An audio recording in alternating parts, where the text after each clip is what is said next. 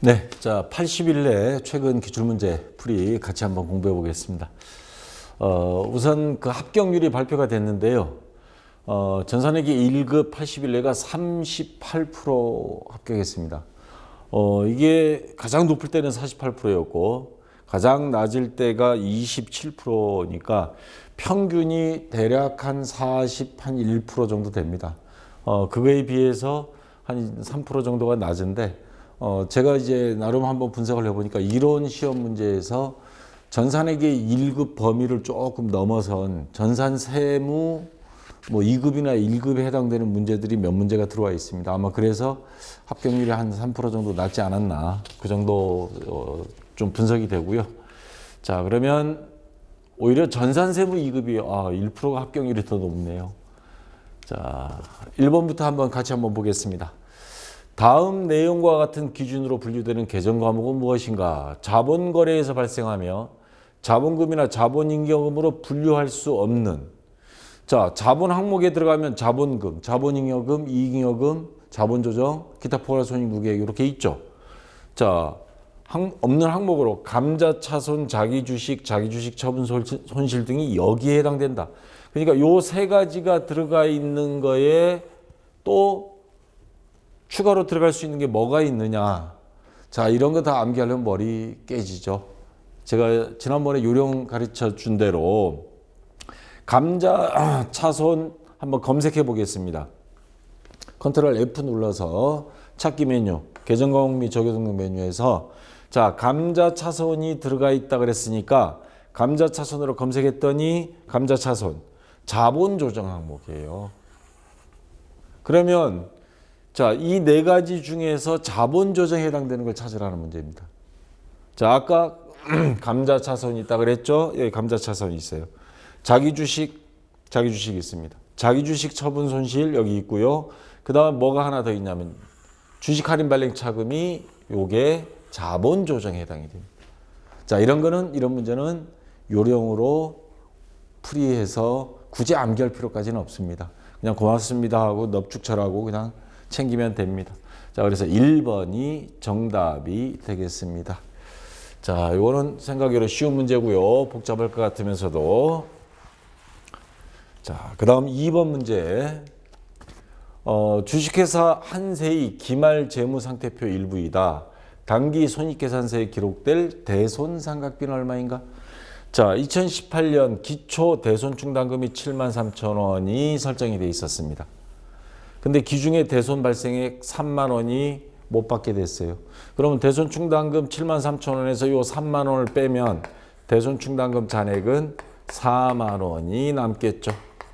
자, 잔액이 이렇게 남았습니다. 그런데 2018년 기말 재무상태표 매출 채권은 500만 원, 대손충당금은 11만 원이다. 그러니까 중간에 추가로 대손충당금 설정이 됐다는 소리예요.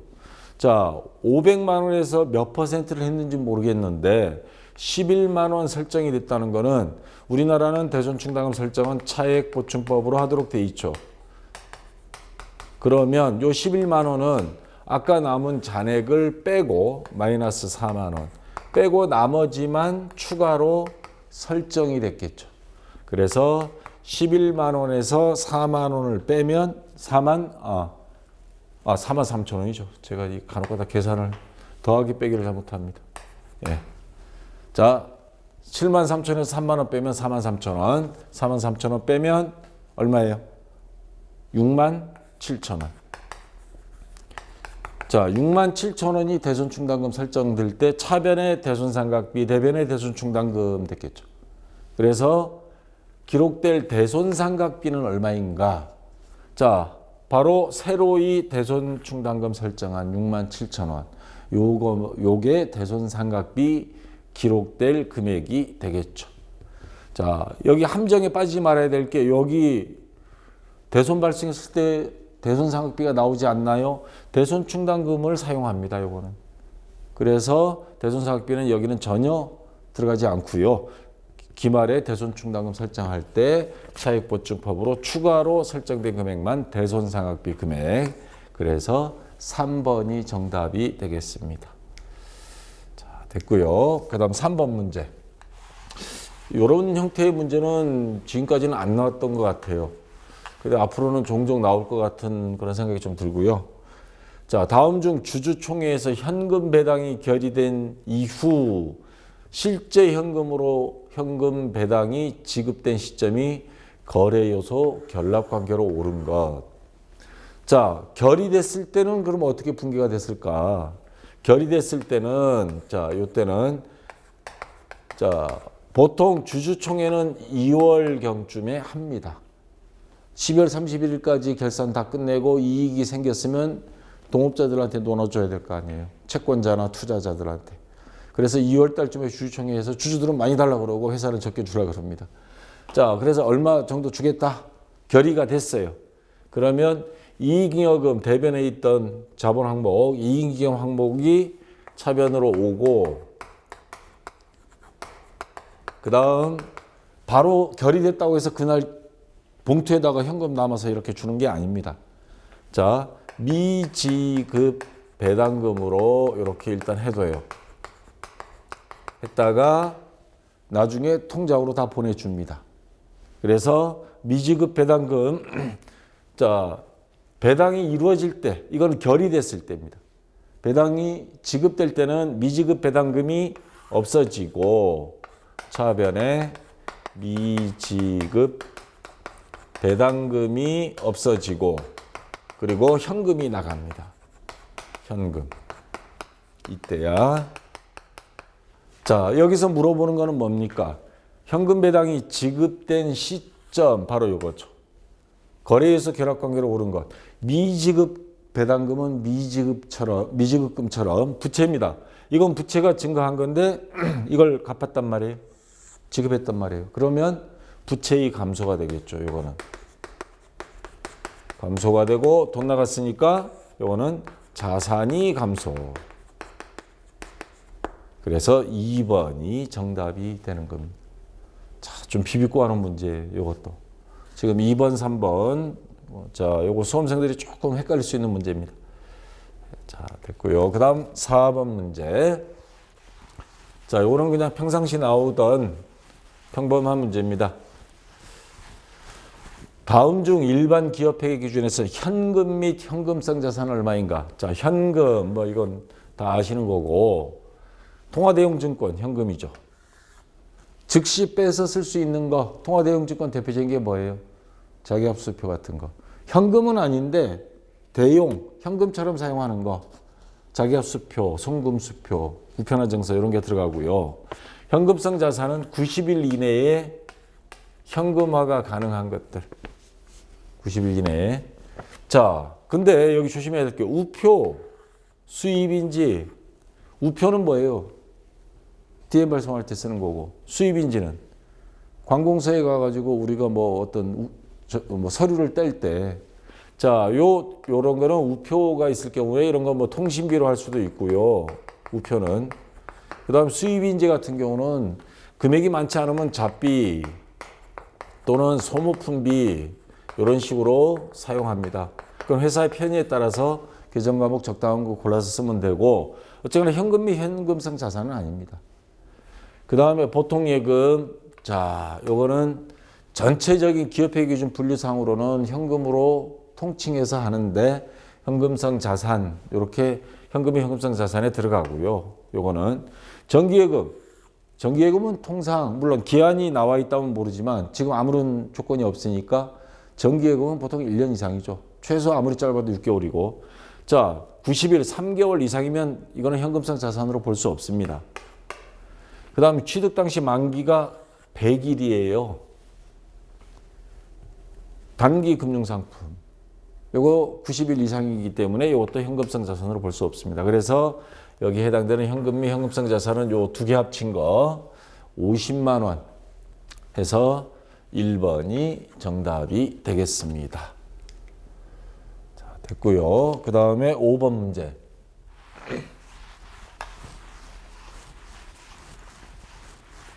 자, 다음 중 회계상 거래가 아닌 것 갑자기 씌워져 버렸죠. 자, 거래의 조건은 뭐예요? 자산부채 자본의 증감 또는 수익 비용의 발생이 있어야 됩니다. 은행에 현금 60만 원을 예입하다. 그러면 뭐 예금이 늘어나고 현금이라는 자산이 감소하니까 거래가 맞고요. 종합보험료, 보험료는 비용이 발생이죠. 그리고 현금이라는 자산이 지급하다니까 감소 맞고요. 은행에서 현금 100만 원을 차입하기로 결정한 거지 돈 빌린 건 아닙니다. 아직 자산부채 자본의 증가함 수익 비용이 발생이 없어요. 그래서 얘는 거래가 아닙니다. 회계 기말 현재 보유 중인 상장 주식이 가격이 15만 원만큼 하락하다. 단기 매매 증권 평가 손실 뭐 그런 것들이 있죠. 자, 비용이 발생되고 자산 감소가 이루어지기 때문에 거래가 맞고요. 그래서 3번이 정답이 되겠습니다. 자, 6번 문제. 자, 요건 전산회계 2급 수준의 문제가 나왔어요. 회사의 자산과 부채가 다음과 같을 때 회사의 자본, 순자산은 얼마인가? 그럼 자산하고 부채 찾아가지고 빼면 되죠. 상품 자산이고요. 대여금도 자산, 비품 자산, 현금 자산. 자, 자산 4개입니다. 합치면 얼마예요? 10, 22, 23만 원. 마이너스 부채, 외상매입금하고 지급어음, 그 다음 미지급금 2개 합치면 9만 원입니다. 그래서 9만 원 빼주면 얼마예요? 14만 원이 되죠. 자, 그래서 4번 14만 원이 정답이 되겠습니다. 자, 됐고요. 그 다음 7번 문제입니다. 자, 주식회사 파랑상사의 총평균법에 의한 기말상품 재고액은 얼마인가? 자, 조금 이게 함정 파는 문제입니다. 그러면 총평균법이 어떤 건지 알아야 되겠죠. 자, 이건 전산회계 2급에서 재고자산할 때 제가 설명을 했었습니다. 그 자료를 잠깐 참고로 다시 한번 기억을 되살리면서 한번 볼게요. 전산회계 2급 혹시 교재를 갖고 계신 분 있다면 184페이지 참고해서 보시면 되겠습니다. 거기 보면 총평균법에서 토탈 에버리지 메소드에서 나왔는데 총평균법 상품 재고장인데 이건 어떤 식으로 하냐면 평상시 자 인수라는 상품이 들어왔을 때 매입했을 때 이건 상품 팔았을 때 그리고 남은 거 상품 들어왔을 때 평상시엔 단가를 안 적습니다. 들어온 것만 적습니다. 판매할 때 보면 이거 나중에 적은 겁니다. 이거 240원은. 잔액은 아예 없고요. 맨 마지막 기말 재고액만 240원 했는데 자, 이 240원을 어떻게 뽑아낸 거냐면 상품이 들어온 거 지난달에 팔다 남은 거 100개, 매입한 거 다 합치면 150개. 그 다음에 판매 요거 단가 200원 해서 2만 원 곱하기 단가가 다 달라요. 그래서 금액을 다 합쳤더니 36,000원. 그래서 총평균 단가는 전체 금액에서 전체 수량 150개 나누기 하면 한 달 동안 이 회사의 요 상품의 총평균 단가는 240원이 되는 겁니다. 그래서 240원을 인도란에 다 일률적으로 적용하는 거예요. 자, 이렇게 하는 게 총평균법입니다. 그러면 자, 지금 문제에서의 총평균 단가를 한번 구해볼까요? 자, 기초 100개가 남았습니다. 지난달에 팔다 남은 거 2,000원 곱하기 하면 20만 원이죠. 그 다음에 매입 900개 매입했습니다. 3,000원씩. 그러면 3927, 270만 원어치. 그 다음 매입 없어요. 그 다음 판매니까. 그러면 이 회사의 총 매입 금액은 290만 원입니다. 총 수량은 몇 개예요? 100개, 900개. 1000개가 있었습니다. 매입이. 나누기 1000개. 그러면 얼마예요? 개당 2,900원이라는 소리입니다. 개당. 이게 바로 총평균 단가예요.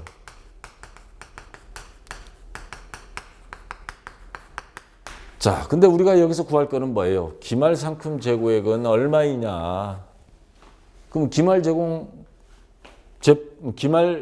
상품 재고 수량을 찾아야 되는데 총 1000개가 있었는데 판매가 몇 개를 팔았느냐? 800개를 팔았습니다. 요건 판매 단가니까 신경 쓸 필요는 없고요. 자, 1000개에서 800개를 빼니까 현재 창고에 남아있는 기말 재고는 200개입니다. 200개인데 총평균 단가가 2,900원이에요. 그러면 곱하기 2,900원. 그러면 금액이 나오겠죠. 얼마예요? 58만 원? 예. 여기 3번이 정답이 되겠죠. 자, 이런 식으로 계산하면 되겠습니다. 자, 그 다음. 자, 이것도 아까 금방 7번은 생소한 문제가 나와서 애를 먹이더니만, 아이고, 이거 답이 눌러져 버렸네.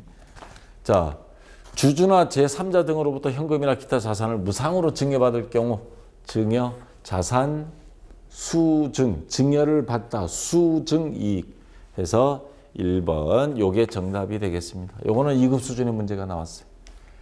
자, 됐고요.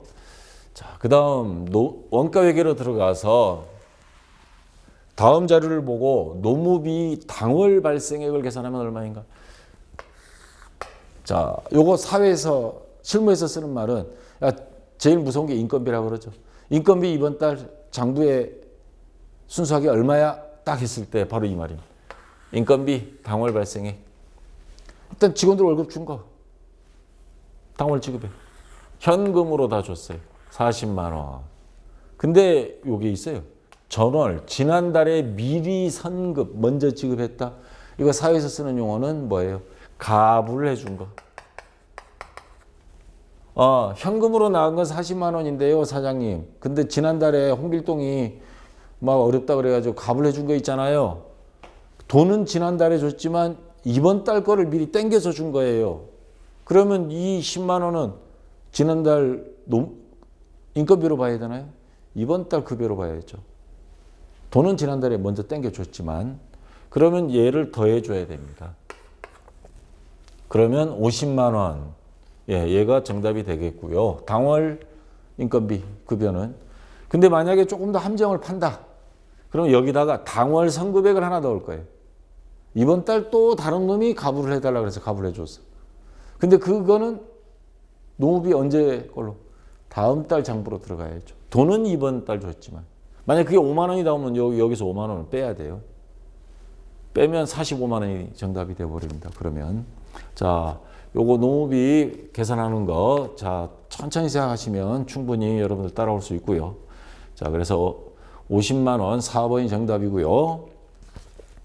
자, 그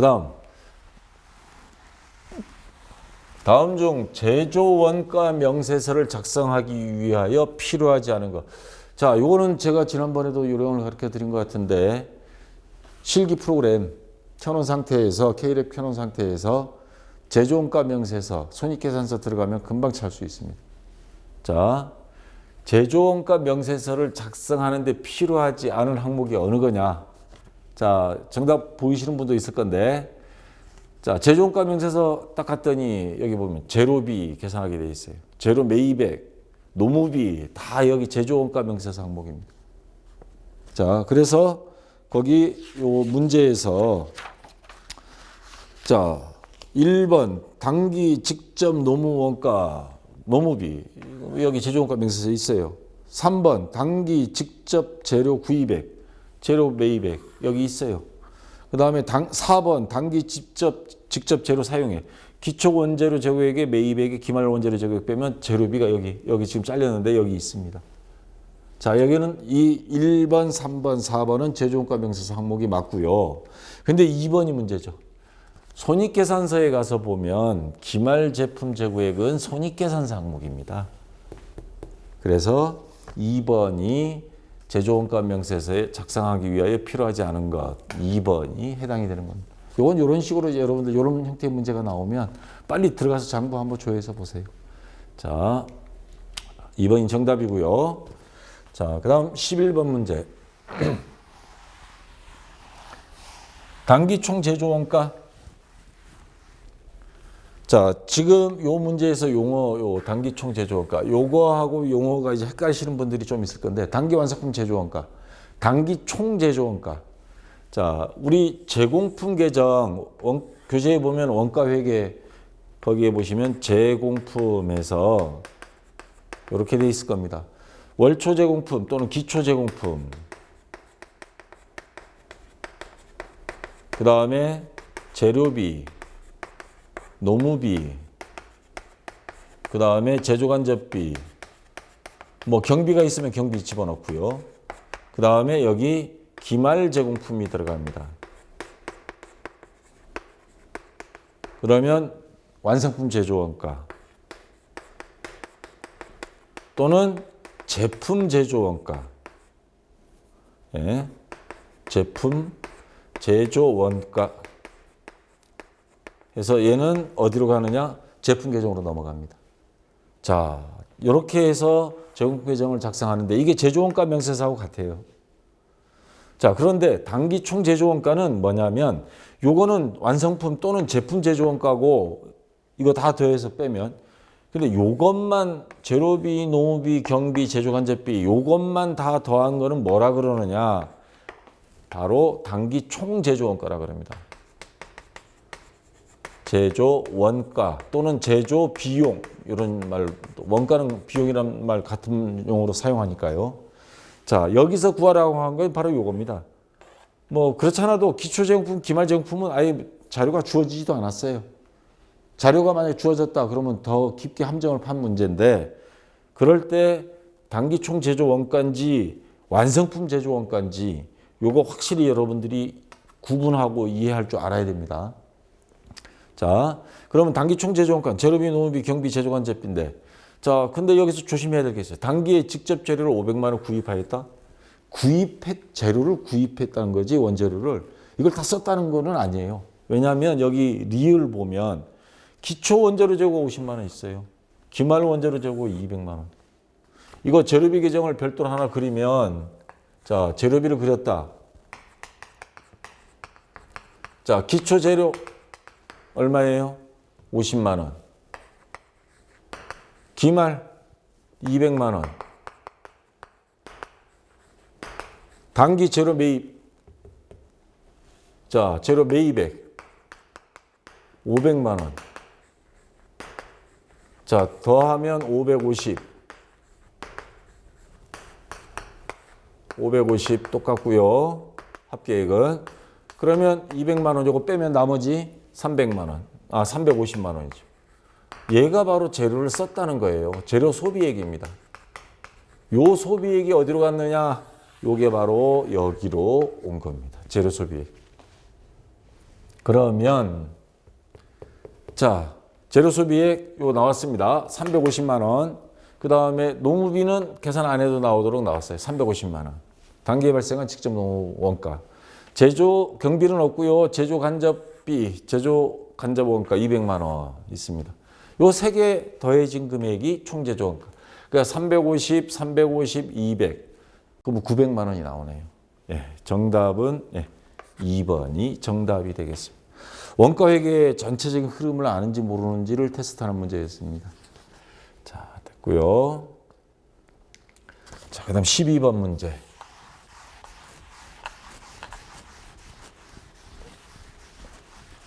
자, 이건 자주 나오는, 제일 많이 나오는 거죠. 원가 회계에서.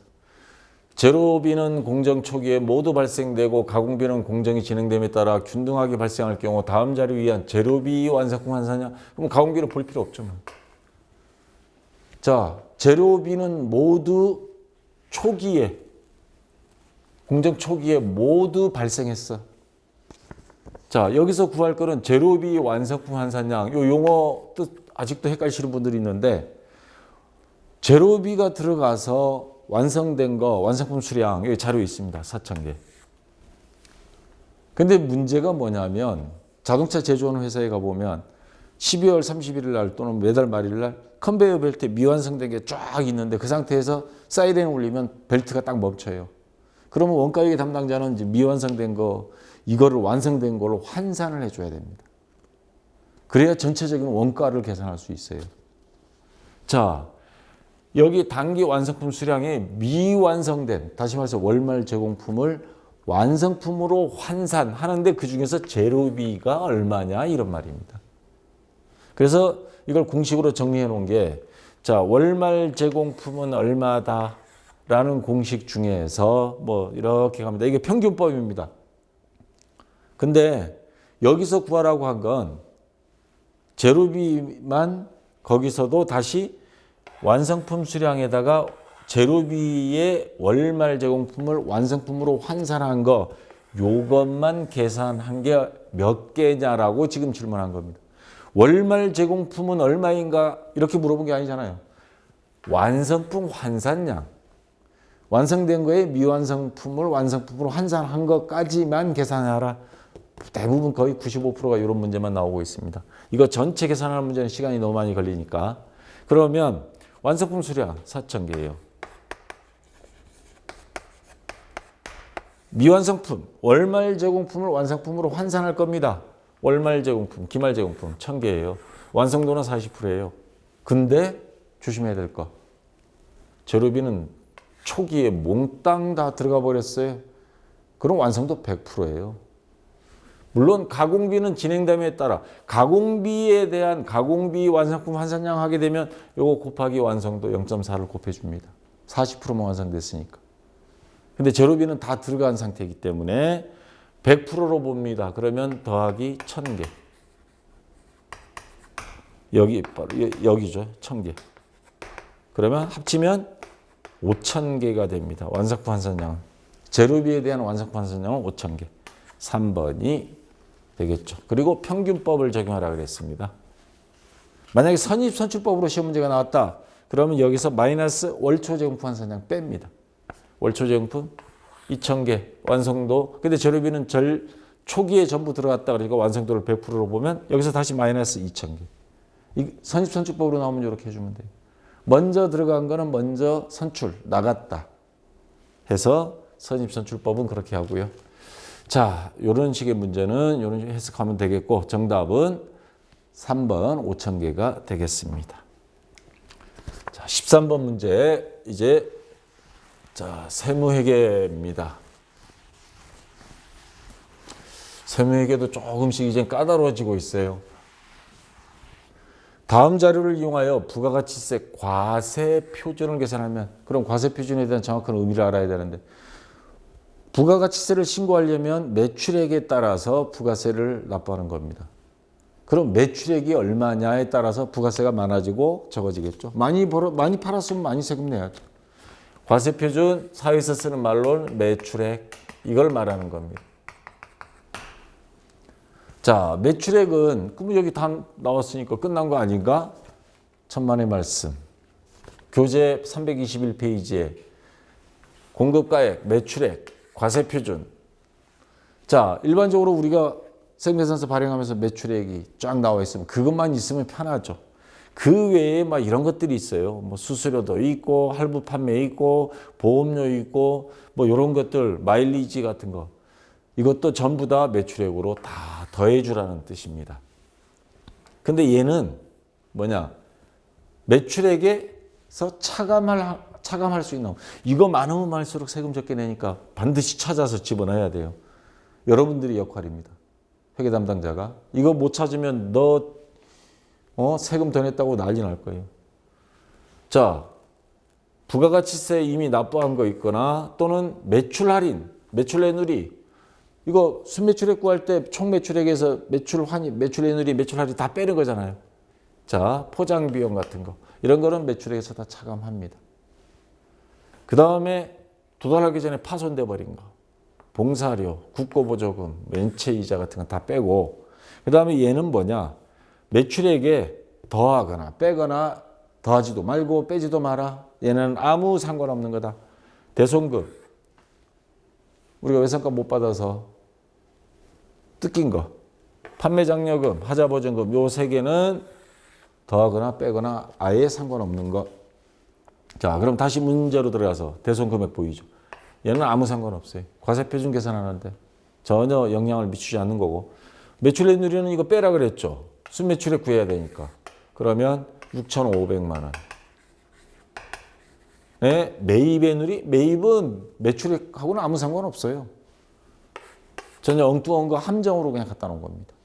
자, 그래서 요거 뺀 6,500만 원 2번이 정답이 되는 겁니다. 자, 됐고요. 그 다음 14번 문제. 세법 세무회계 쪽이 수험생들이 좀 헷갈리는 문제들이 많이 나왔어요. 다음 중 부가가치세 신고 시 제출하는 서류가 아닌 것. 요건요, 전산회계 1급에서 나왔던 적이 없습니다. 전산 세무 2급도 거의 없다는 걸로 제가 알고 있고, 세무 1급에서나 이론에서 나올 수 있는 문제인데, 이거를 딱 전산회계 1급에 갖다 놨어요. 자, 그러면 제가, 이건 뭐, 교재에 없습니다, 지금. 이런 것까지 다 교재하게 되면 책이 뭐 1000페이지 넘어버리게요. 그래서 제가 곰곰이 생각하다가 요령을 가르쳐 드리겠습니다. 여러분들 시험 볼 때 보면 그 모니터에 보면 교육용 프로그램이 깔려 있을 거예요. 교육용 프로그램 없으면 수업용 프로그램이 가동이 안 되니까 교육용 프로그램을 클릭하세요. 클릭한 다음에 저 수업용 프로그램 잠깐 내리고 아직 뭐 본격적으로 입력하지는 않으니까 교육용 프로그램 킨 다음에 전산세무 1급. 거기 보면 처음 들어갔을 때 과목 선택하게 돼 있죠. 2급, 1급 뭐 이렇게. 전산세무 1급을 한번 클릭해 보세요. 클릭하면 메뉴가 이렇게 많아요. 전산회계 2급은 여기까지만 나오잖아요. 회계관리. 1급은 여기까지 나오고 그 다음에 세무 2급은 원천징수까지 나오는데 세무 1급과 법인조정, 개인조정까지 메뉴가 떠요. 거기에서 부가가치를 딱 클릭해서 신고서. 지금 우리 문제가 그거잖아요. 신고서에 들어갈 서류가 아닌 것. 이런 식으로 나왔잖아요. 부가가치세 신고 시 제출하는 서류. 신고서. 부가가치세 신고서 당연히 들어가야 되고요. 거기 보면 매출체별 세금계산서 합계표, 매입체별 세금계산서 합계표. 여기 있습니다. 부속명세서 갔더니 자, 거기 3번 공제받지 못할 매입세액 명세서. 공제받지 못할 매입세액 명세서. 부가세 신고 시 제출해야 되는 서류예요. 그 다음 대손세액 공제 신고서. 거기 있죠. 그 다음에 건물 등 감가상각 자산 취득 명세서 1번. 부가가치세 신고서와 건물 등 감가상각 자산 취득 명세서. 부가세 신고서와 요거 다 있습니다. 다 찾았죠. 근데 4번 총수입금액 조정명세서와 조정 후 총수입금액 명세서. 이거는 요 개인조정이라는 게 있는데 이건 소득세거든요. 종합소득세 신고할 때 개인조정 클릭했더니 총수입금액 조정명세서라고 있어요. 이건 소득세에 대한 겁니다. 부가가치세에 대한 거는 아까 그거고 이거는 소득세에 대한 거예요.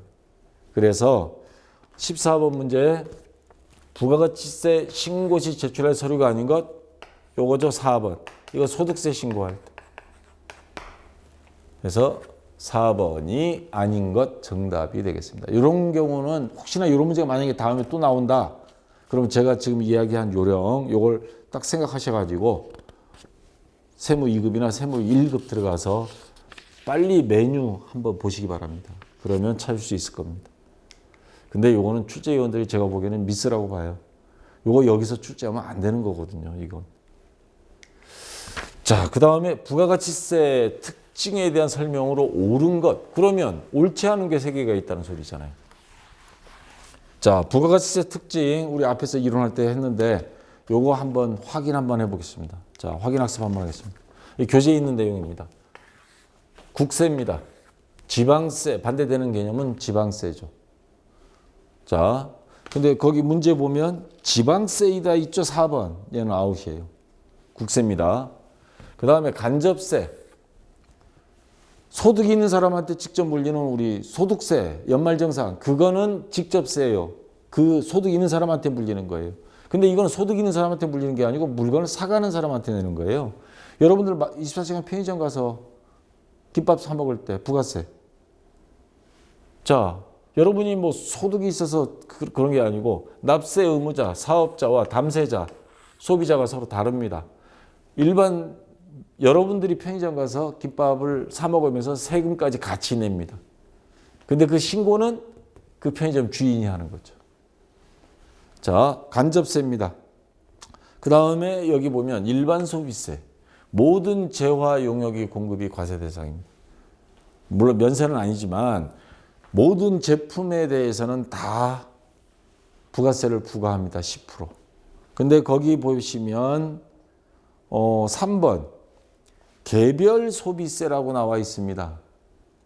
요 일반 소비세하고 반대되는 말입니다. 개별 소비세라고 하는 거 여러분들 뉴스 듣다 보면 자동차세 있죠. 자동차 취득세, 고가품 이런 거 살 때는 그 일반 서민들이 못 사는 그런 것들 사는 사람들한테는 너는 돈 많이 버니까 고가품을 샀으니까 세금 내, 개별 소비세 부과합니다. 그래서 요즘 자동차가 안 팔린다 그러니까 정부에서 한시적으로 개별 소비세 면제해주고 있는 그런 것들이 발표가 되죠. 자, 모든 재화 용역 공급에 세금 붙이는 건 일반 소비세고 개별 소비세는 이거하고 반대되는 개념입니다. 이거는 고가품에 부과하는 겁니다. 그래서 얘는 부가가치세 특징이 아닙니다. 그래서 3번도 아웃이고 전단계 아주 교묘하게만 전단계 세액공제법. 자, 매출세 판매액의 10%, 매입세 매입액의 10%. 자, 요거를 빼고 나머지만 세금을 내는 게 전 단계. 왜냐 매출 전 단계가 매입이니까. 근데 거기 1번 보면 저도 헷갈릴 뻔했어요. 전 단계 거래액 공제법이라고 나와 있어요. 전 단계 거래액이 아니고 전 단계 세액 공제법입니다. 거래액이 아니고. 전 단계만 보니까 그냥 부가세 특징인 줄 알고 넘어갈 뻔했는데.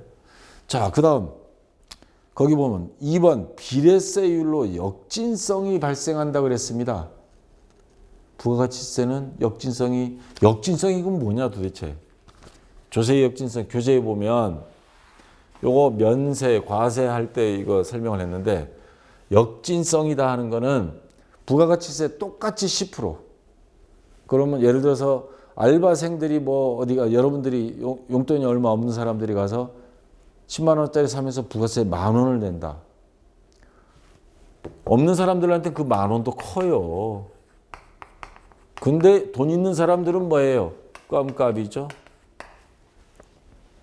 부가가치세는 조세의 역진성이 있습니다. 없는 사람들은 10,000원이 크고 있는 사람들한테는 껌값이고. 근데 소득세는 역진성이 없어요. 왜? 많이 번 사람은 많이 내고 적게 버는 사람, 우리나라 국민들 근로자들 중에 거의 절반이 세금 한 푼도 안 냅니다. 원천징수로 냈다가 나중에 다 돌려 환급받아요. 그건 조세의 역진성이 없습니다. 자, 그래서 면세인 경우에는 조세의 역진성을 없애기 위해서 일반 서민들이 주로 사용하는 생활 필수품, 돼지고기, 소고기부터 농수축산물부터 시작해서 도서, 병원비, 공연료 이런 거를 면세해서 부가세를 안 먹이는 거죠. 그런 이유 때문에 면세라는 제도가 생긴 겁니다. 자, 부가가치세의 특징, 조세의 역진성이 있습니다. 부담이 된다 이 말입니다. 없는 사람들은. 교재에 있는 그 부가세 특징은 없는데 여기에 추가로 이제 문제에서는 그걸 찾아내서 집어넣은 겁니다. 그래서 결론적으로 말씀드리면 옳은 것, 얘네들은 다 거래액이 아니고 세액이고 개별 소비세 아니고 국세이고요. 그래서 정답은 역진성이 발생한다. 없는 사람들은 부가세 10%도 부담이 된다. 자, 특징으로 맞는 것이 되겠습니다. 2번이 정답이 되겠습니다. 자, 여기까지 해서 80일 내에 이론은 다 끝났고요. 제가 전체적으로 한번 느낌 말씀드린다면 출제위원들이 조금 미스한 게 한두 문제가 있고 쉬운 거는 아주 쉽고 비비고 안 온 거는 굉장히 또 비비고 나왔습니다. 그래서 아마 이론에서 합격률이 한 3% 이상 까먹지 않았나 그런 생각이 듭니다. 자, 좀 쉬었다가요. 실무 시험 같이 한번 해보도록 하겠습니다. 자, 수고했습니다.